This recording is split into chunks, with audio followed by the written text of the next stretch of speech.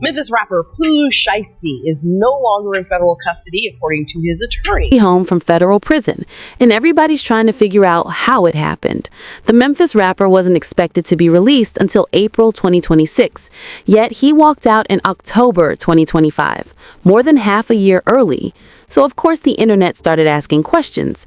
Did he cooperate? Was it good behavior? Or is there something else behind it? This is the story of how Pooh Shiesty ended up serving federal time and how he managed to come home ahead of schedule. It all starts in South Memphis, Tennessee, one of the roughest, most dangerous pockets of the entire country. This isn't a typical neighborhood. This is the kind of place where seeing violence young isn't rare, it's normal. With more than 100 active gangs and thousands of members spread across a city of 500,000, Memphis street life is a world of its own, and Pooh Shiesty grew up right in the middle of it. His father, Lontrell Williams Sr., wasn't just any street figure. He was also a rapper known as Mob Boss and the founder of Mob Ties Records. So from the very beginning, Pooh was caught between two worlds, the music industry and the harsh reality of the streets. When he was just a kid, his father faced serious legal trouble, from charges related to a local DJ's death to later getting hit with drug-related charges. By the time Pooh even reached elementary school, he'd already watched his family go through situations most adults never face. As he got older, Pooh's path reflected the environment around him. By his early teens, he'd already been in trouble and even got sent to Texas for a while to escape the chaos back home. But when his father returned, so did he, right back to Memphis, where the streets had their own pull. Music didn't become his focus until after high school.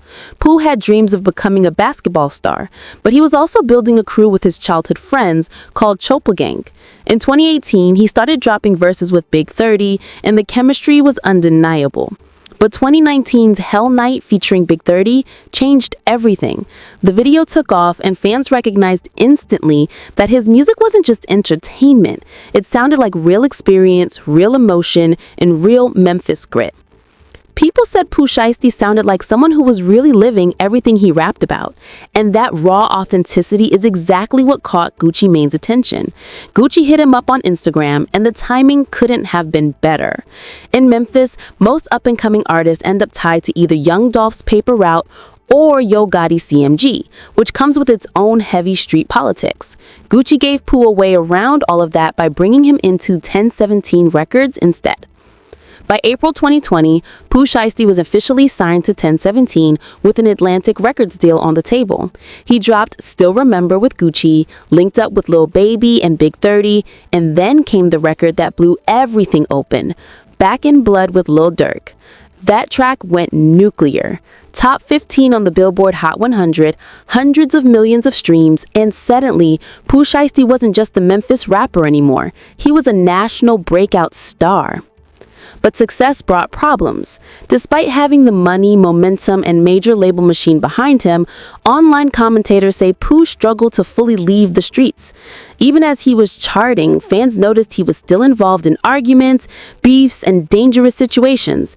One of the biggest storylines came from his issues with North Memphis group EBG. On Back in Blood, listeners believed Pooh was taunting them over guns his crew allegedly took. EBG Izzy fired back with a remix, and weeks later he was shot in the arm, an incident Pooh quickly mocked online, which only pushed the narrative further. Then came the moment everything changed. On October 9th, 2020, Pooh Shiesty headed to Bay Harbor Islands, Florida, reportedly to buy sneakers and cannabis. Court documents claimed that during the meetup, things went left and gunfire erupted involving members of Pooh's group. One man was hit but survived, and the detail that went viral? Investigators said that as the crew fled, Pooh dropped a Louis Vuitton bag stuffed with more than $30,000 in cash. Detectives later linked the serial numbers to photos Pooh himself had posted online, a key detail that tied him to the incident. They traced the money back to him in the dumbest way possible, by matching the serial numbers on the bills to photos he had posted online while flexing the exact same cash. His own Instagram clout turned into evidence that put him in the crosshairs.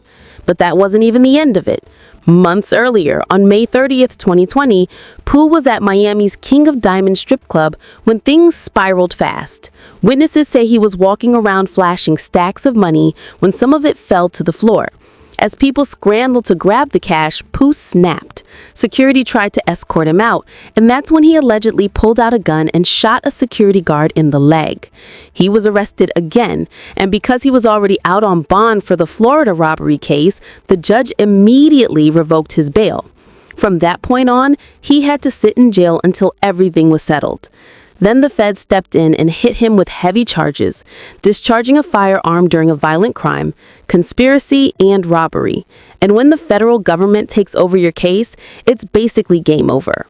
In 2022, Pooh Shiesty pled guilty to conspiracy and got 63 months in federal prison, a 5-year sentence with a projected release date of April 2026. But here's the twist.